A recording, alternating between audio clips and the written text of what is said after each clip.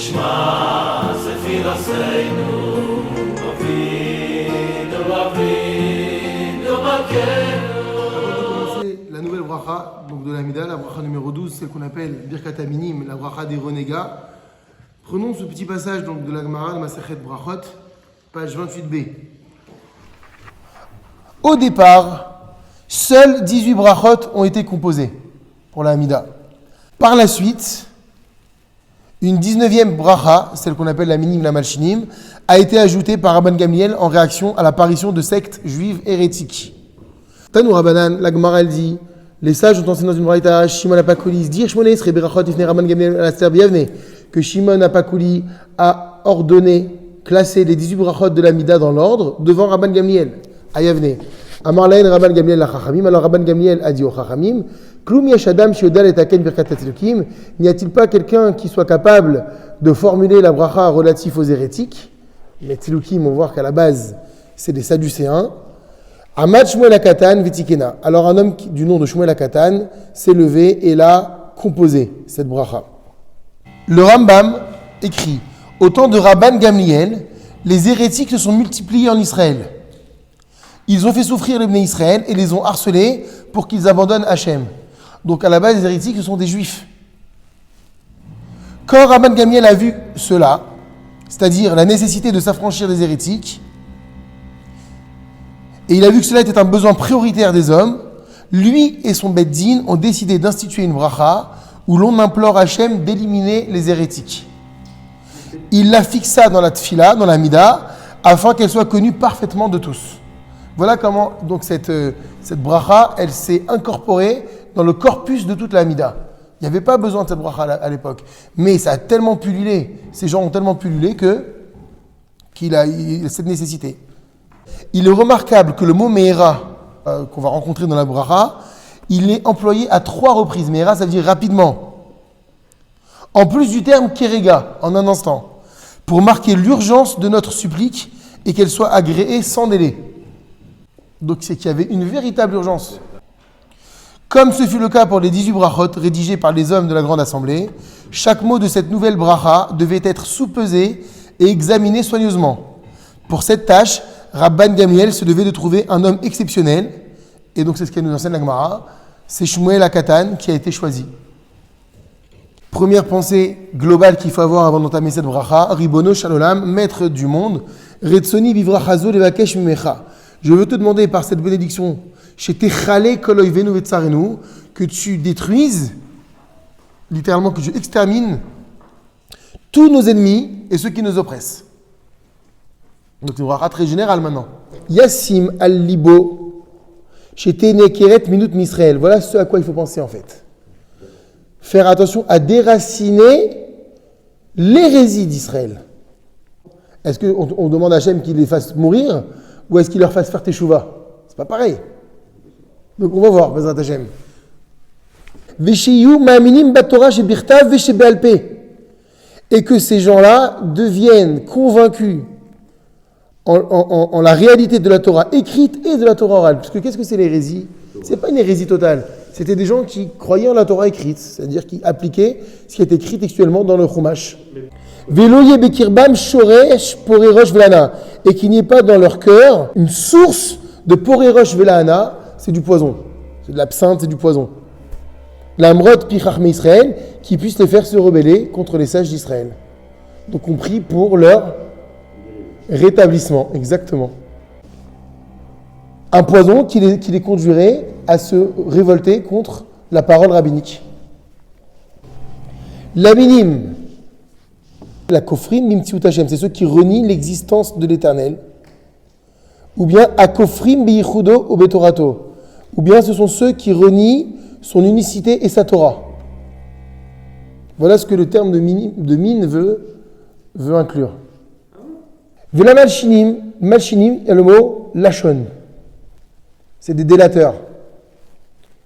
Amosri met Am Israël qui vont livrer le peuple d'Israël, l'idée Akoum, aux mains des nations.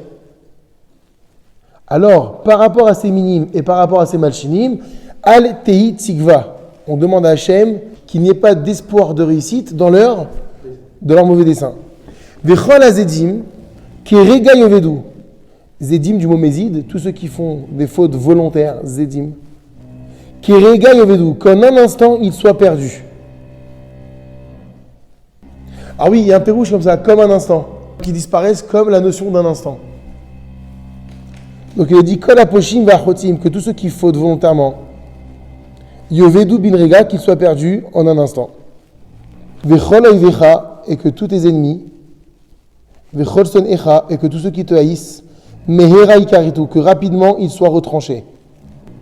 Premier Mehera. Ça veut dire Kol Oive Vesone Amecha. C'est quoi tous tes ennemis? Est-ce qu'Hachem il a des ennemis? Qu'est-ce que c'est des ennemis d'Hachem? Il s'agit des ennemis d'Israël. C'est en cela qu'on a un ennemi d'Hachem.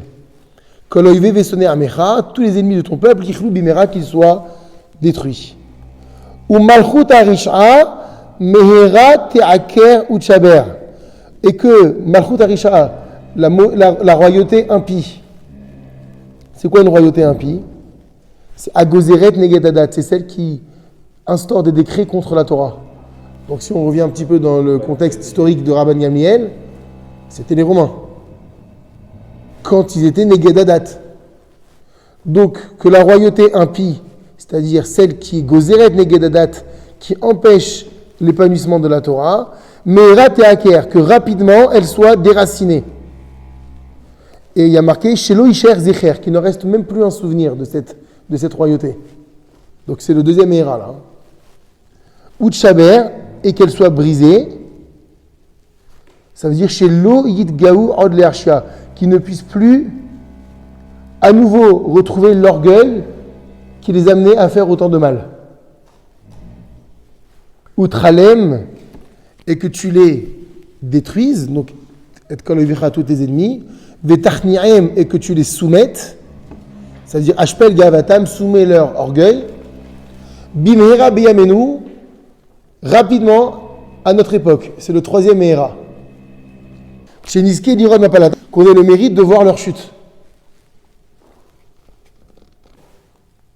Maintenant, encore une fois, au niveau historique à l'époque, puisqu'on est en l'an 80, on est en pleine émergence de la chrétienté aussi. C'est ça les hérétiques de l'époque. Hein. Les premiers, c'était des juifs. Qu'ils ont contaminé Rome. Rome aussi, à la base, c'est des païens là-bas, c'est pas des chrétiens. Donc tu comprends tout le bien fondé de cette bracha. Ça se passe en Israël. Hein. Baruch ata Hashem, source de bracha, tu es Hashem. On a dit Adonakol Ayaove Veillé, donc maître de tout, seigneur de tout, qui a été, qui est, qui sera. Shover Oivim, qui brise les ennemis. Ou Marchnia Zedim, et qui soumet. Donc Zedim, ici, là-bas, il va s'agir des hérétiques, parce qu'on est dans l'idée de volontariat, mais il rajoute une petite note là. Ou Marchnia lève Zedim, et qui soumet le cœur de ceux qui sont hérétiques. Alors, qu'est-ce qu'il faut conclure de ça? Shikol aleshonot alalou, que tous ces termes qu'on a employés là, en inyanam akilon vashrata les gamré. Il ne s'agit pas d'une extermination et d'une destruction totale. Qui en raoul itpel, car il ne convient pas de prier chez Yamutu achotim pour que meurent ceux qui fautent. Et la rakahataim, c'est pour que meurent les fautes. Donc c'est pas le fauteur qui doit mourir, c'est la faute qu'on veut qu'elle disparaisse. Ve'areaya, et la preuve, chez Omrim Besov, c'est ce qu'on va dire à la fin de la version de la bracha, des tarniem, que tu les soumettes. Comment tu peux parler de soumission pour quelqu'un qui a été détruit? Chez où Achna'at lev la vodat Hashem. On parle d'une soumission du cœur au service d'Hachem. C'est un déracinement de l'hérésie. Donc, dans un premier temps, on demande à la bracha, je t'en prie Hachem, n'accorde pas d'espoir à ces hérétiques, qu'ils soient minimes ou malchinim ou délateurs, et que toute idée d'hérésie qu'il y a dans leur cœur, qu'elle disparaisse. Donc, le Amen, il sera le suivant, dans la répétition. Emet, c'est vrai, chez Hachem itbarach machnia kol suga aresha balam. Hachem, il est celui qui soumet toutes les sortes de méchanceté du monde. Vechen yiratson, et qu'il en soit ainsi, chez Yachnia kol haovim bimera biamenu, qu'il soumette tous les ennemis, bimera rapidement, biamenu, à notre époque.